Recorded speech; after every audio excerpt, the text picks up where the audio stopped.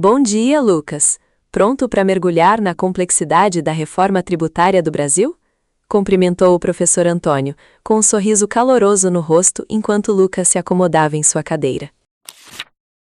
Lucas acenou com a cabeça entusiasticamente. Com certeza, professor.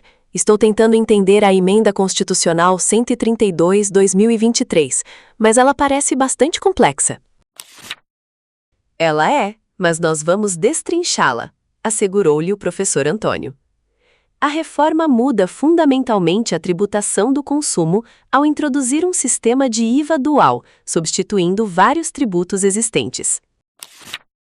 Então, ela já está em vigor constitucionalmente, certo? Mas precisa de leis complementares para a regulamentação total? Perguntou Lucas, revisando suas notas. Exatamente. Os projetos de lei complementar 68/2024 e 108/2024 são cruciais para sua implementação completa, confirmou o professor. Ele apontou para um cronograma na lousa digital.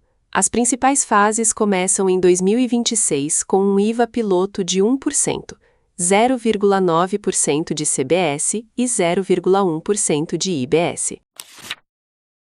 E então, em 2027, o PIS e a COFINS são extintos, a CBS e o Imposto Seletivo são totalmente implementados e o IPI é majoritariamente reduzido a zero, recitou Lucas, acompanhando o raciocínio.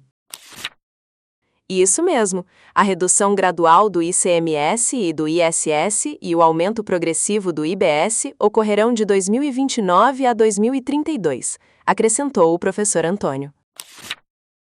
E até 2033, o ICMS e o ISS desaparecerão por completo, concluiu Lucas, vendo o final do cronograma. Exatamente. Agora, sobre o novo modelo tributário, o IVA dual, continuou o professor Antônio. De quais tributos você se lembra que ele substitui? PIS, COFINS, ICMS e ISS, respondeu Lucas rapidamente. E o IPI permanece apenas para a Zona Franca de Manaus e áreas de livre comércio. Excelente! E os novos tributos criados? Instigou o professor Antônio. A CBS, Tributo Federal, o IBS, compartilhado por estados e municípios, e o Imposto Seletivo, para produtos prejudiciais à saúde e ao meio ambiente, listou Lucas com orgulho. Muito bem! Vamos falar sobre as principais características do IBS e da CBS. Quais são algumas das principais mudanças? Indagou o professor Antônio. Lucas pensou por um momento. Tributação ampla sobre bens, serviços, importações e produtos digitais. Um sistema de não cumulatividade plena, com créditos tributários e cálculo do imposto por fora.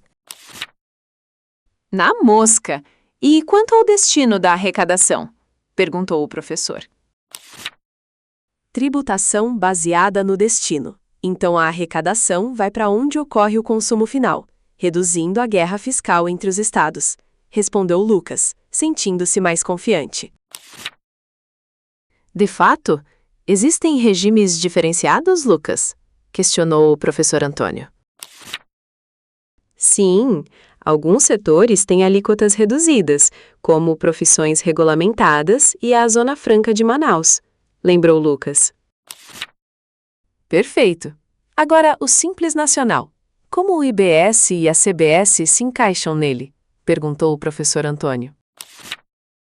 As empresas podem optar por pagar o IBS/CBS dentro do sistema do Simples Nacional ou calculá-lo separadamente, explicou Lucas.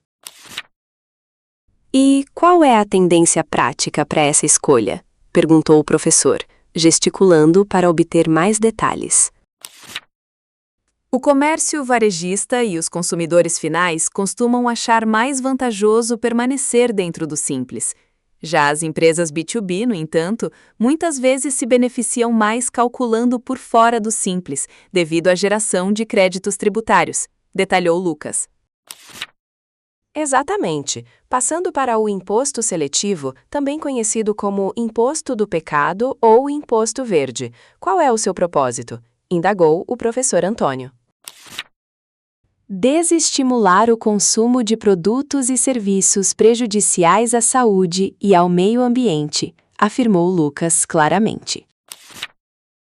E quais as suas características? Insistiu o professor Antônio. Não se aplica às exportações, é calculado por fora e tem tributação monofásica. As alíquotas ainda serão definidas, resumiu Lucas. Excelente! Como o IBS é governado? Perguntou o professor Antônio, passando para outro aspecto. Ele será gerido conjuntamente pelos estados, pelo Distrito Federal e pelos municípios.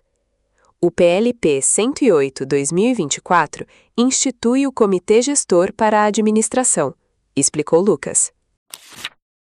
Fantástico! E quanto aos impactos empresariais durante essa transição? Questionou o professor Antônio, destacando os potenciais desafios. Os impactos operacionais incluem atualizações de sistemas, adaptação de documentos fiscais e mudanças na precificação e nas estruturas contratuais, listou Lucas. E os créditos tributários? Instigou o professor. A ampliação do direito ao crédito exigirá controles fiscais mais rígidos, classificação correta e maior conformidade tributária, enfatizou Lucas, compreendendo a complexidade. De fato, o período de transição, até 2032, verá a coexistência dos sistemas antigo e novo, aumentando a complexidade operacional, o que ainda depende de regulamentação, concluiu o professor Antônio. Regras de créditos tributários, alíquotas finais, o modelo de recolhimento por split payment, o tratamento do Simples Nacional e os regimes especiais de setores específicos, recitou Lucas.